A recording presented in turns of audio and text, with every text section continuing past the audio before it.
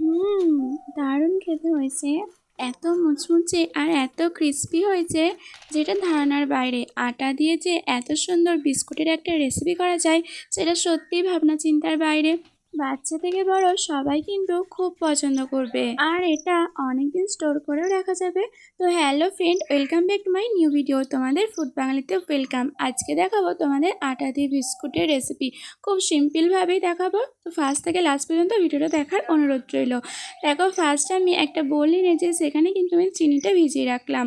চিনিটা ভিজিয়ে রেখে সাইডে সরিয়ে রেখে দিলাম। এরপর একটা বোল নিয়েছি, সেখানে কিন্তু দিয়েছি 1 কাপ আটা।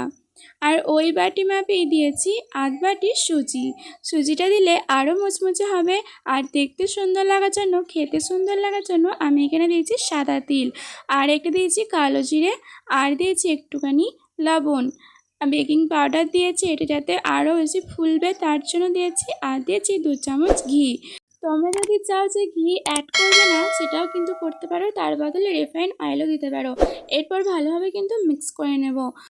তোমরা এখানে শুকনো কোকোনাট গুঁড়োটাও দিতে পারো, সেটা কিন্তু বিস্কুটের সাথে খেতে অনেক সুন্দর লাগবে। এরপর দেখো, ওই চিনি মেশানো জলটা কিন্তু দিয়ে দিচ্ছি অল্প অল্প করে। তোমরা এখানে গোটা গোটা চিনিও দিতে পারো, সেক্ষেত্রে আরও সুন্দর হবে, কিন্তু আমি দিইনি। আমি এভাবে জল দিয়ে গুলে দিলাম। তো দেখো, এভাবে কিন্তু অল্প অল্প করে দিয়ে একটা শক্ত ডো করতে হবে।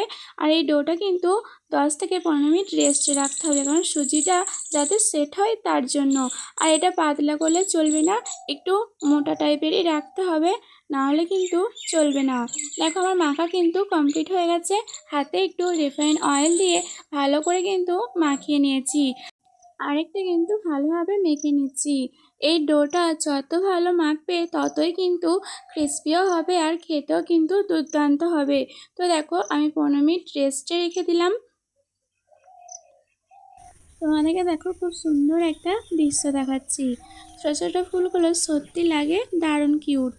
তো দেখো, একটা কুঁড়ি আর একটা ফোটা ফুল। তো তোমাদের এই দৃশ্যটা দেখতে কেমন লাগলো আমাকে কিন্তু অবশ্যই জানিও।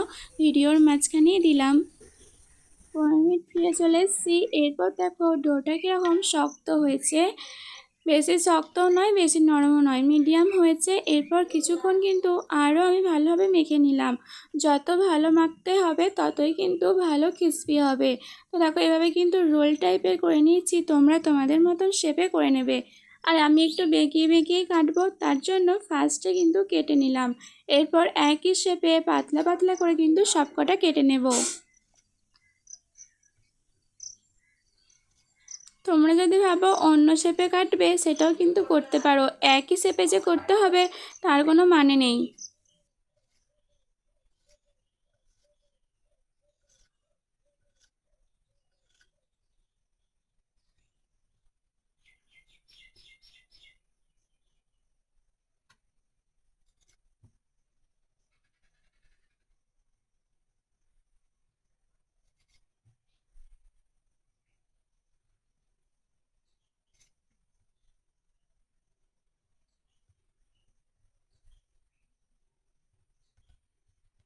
দেখো, আমার কিন্তু সবকটা রেডি হয়ে গেছে। এরপর এক একে কিন্তু প্লেটে তুলে নিচ্ছি।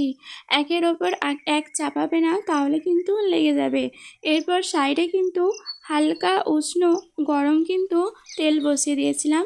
তো এভাবে কিন্তু লো ফ্লেমেই ভাজতে হবে এটা, তবেই কিন্তু বেশি মুচমুচে হবে। তোমরা নিশ্চয়ই বুঝতেই পারছো তেলটা কতটা গরমে আছে। তো এভাবেই কিন্তু তেলটাও রাখতে হবে। তো দেখো, এক পিঠ আমার ভাজা কমপ্লিট হয়ে গেছিলো, আরেক পিঠে কিন্তু আমি ভালোভাবে উল্টে দিচ্ছি। উল্টে পাল্টে এটা লাল মুচমুচে করে ভাজলেই কিন্তু তবেই ক্রিসপিটা হবে। দেখো, আমার সবকটা ভাজা কমপ্লিট হয়েছে, কত সুন্দর আওয়াজ হচ্ছে শুধু দেখো।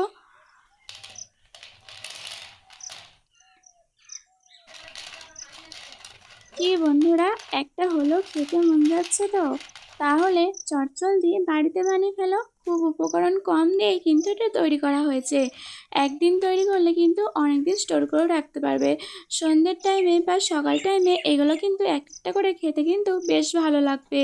তো বন্ধুরা দেখো, আমি কিন্তু এগুলো খেয়েই তোমাদেরকে দেখাচ্ছি যে কতটা আওয়াজ হচ্ছে। ভেঙে তো দেখালামই, খেয়েও কিন্তু দুর্দান্ত হয়েছে। এরপর আমি কিন্তু একটা কৌটোতে ভরেই রেখে দিচ্ছি, এটা আমি অনেকদিন স্টোর করবো বলে। তো বন্ধুরা, তোমাদের ভিডিও কেমন লাগলো অবশ্যই বললে, ভালো লাগলে like comment share and subscribe করে আমার পাশে থাকবে। নতুন কোনো বন্ধু ভিডিও দেখলে সাবস্ক্রাইব করে আমার পাশে থেকো। আজকের মতন টাটা।